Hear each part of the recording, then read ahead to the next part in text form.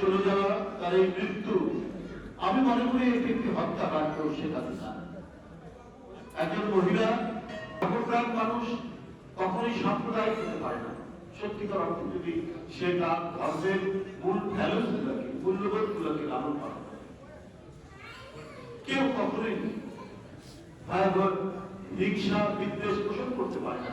ধর্মপ্রাণ মানুষের এটা হয় না। বেগম খালেদা একদিকে যেমন ধর্মপ্রাণ মানুষ, আরেকদিকে তিনি আধুনিক মানুষ, আরেকদিকে অসাম্প্রদায়িক মানুষ। তিনি এমন এক জাতীয় নেতা, তার আশ্রয়ে প্রত্যেকটি ধর্মবর্ণের মানুষ তারা আশ্রয় পেত। তারা মনে করত তিনি তাদের একজন আশ্রয় ছায়া দেওয়া কিন্তু তিনি আজ চলে গেলেন আমাদের মানে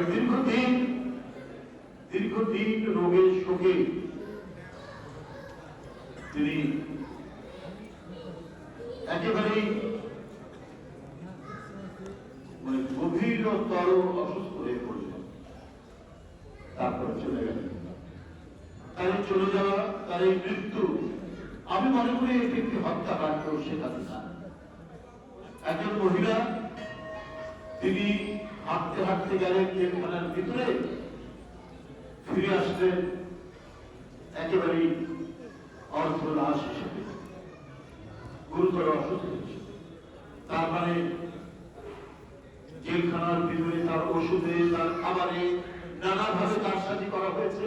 তিনি যাতে ধীরে ধীরে ক্ষয়ে ক্ষয়ে তিনি নিঃশেষ হয়ে মৃত্যুর মধ্যে ধরে পড়েন, সেই ব্যবস্থাটাই সেদিন করা হয়েছে। তৎকালীন সরকারে যারা ছিলেন তারা সেই কাজটি করেছে। এই কারণে আমি বলি এটি একটি পরিকল্পিত হত্যাকাণ্ড। দেশের নেত্রী বেগম খালেদা জিয়া এই নীতি, তাকে মৃত্যুর দিকে ফেলে দেওয়া হয়েছে চক্রান্ত করে, ষড়যন্ত্র।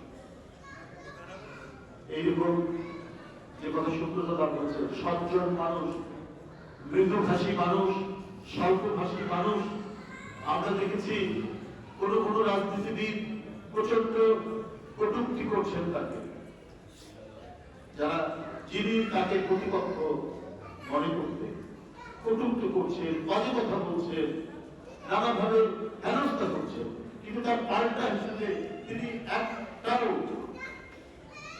অসাধারণ কথা বলেনি।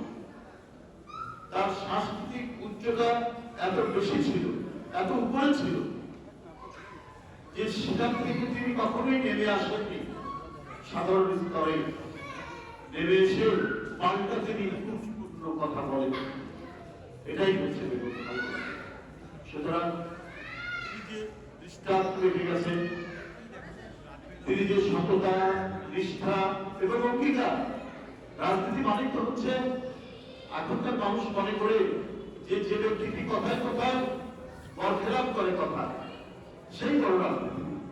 এই দেশে এমন একটি মাত্রা তৈরি করেছিলেন বেগম খালেদা জিয়া, যে না, রাজনীতি মানে হচ্ছে জনগণের কাছে যে অঙ্গীকার করবো সেই অঙ্গীকার থেকে বাস্তবায়ন করে রক্ষা।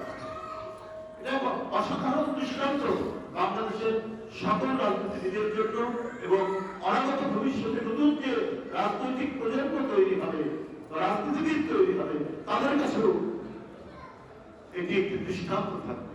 ইতিহাস ঘেটে তারা দেখবে যে একজন মানুষ যিনি রাজনীতি করতে গিয়ে পাগলত্বর কথা বলেননি, মিথ্যার অঙ্গীকার করেননি, অসত্য ওয়াদা করেননি, যা বলছেন সেইটাই করার চেষ্টা করেছে।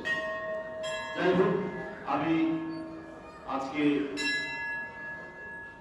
বক্তব্য দীর্ঘায়িত করব না। এখানে হিন্দু খ্রিস্টান বৌদ্ধ পূজা উদযাপন কমিটি আয়োজিত এই পূজা উদযাপন তাদের আয়োজিত এই যে ধর্মীয় অনুষ্ঠান প্রার্থনা সভা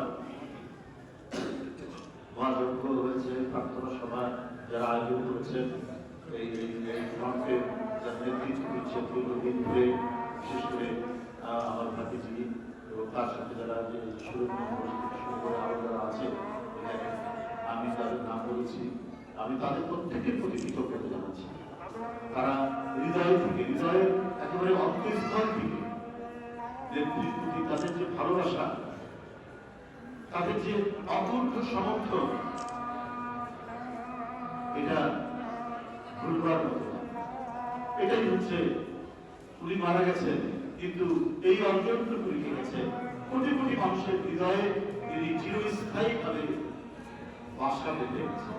এই বাসা এত শক্ত।